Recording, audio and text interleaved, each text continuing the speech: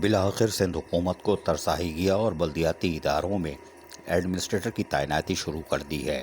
پہلے مرحلے میں 3 اضلاع میں ایڈمنسٹریٹر تعینات کیے گئے ہیں، جس میں فہیم خان کو بلدیہ وسطی میں، علی زیدی جو بلدیہ وسطی میں میونسپل کمشنر تھے ان کو ایڈمنسٹریٹر بلدیہ کورنگی بنایا ہے، جبکہ نازش علی رضا زیدی کو بلدیہ غربی میں یعنی اورنگی ٹاؤن میں ایڈمنسٹریٹر تعینات کیا ہے، جو کہ بلدیہ وسطی میں محکمہ B&R میں بھی فرائض انجام دے چکے ہیں اور ابھی ڈائریکٹر انجام دے چکے ہیں اور بلدیاتی امور کا تجربہ بھی رکھتے ہیں۔ تاہم ذرائع کے مطابق آج رات کو ہی ورنہ کل رات کو باقی اضلاع میں بھی ایڈمنسٹریٹر تعینات کر دیے جائیں گے، جس سے بلدیاتی اداروں میں ایک بار پھر کاموں کا آغاز ہو سکے گا۔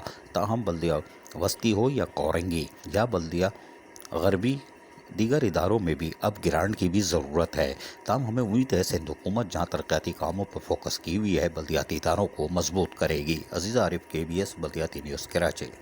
ایسی ہی خوبصورت ویڈیوز فیوچر میں حاصل کرنے کے لیے ریڈ بٹن پر کلک کر کے اور بیل آئیکن کو پریس کر کے ہم سب کے سبسکرائبر بننا مت بھولیے۔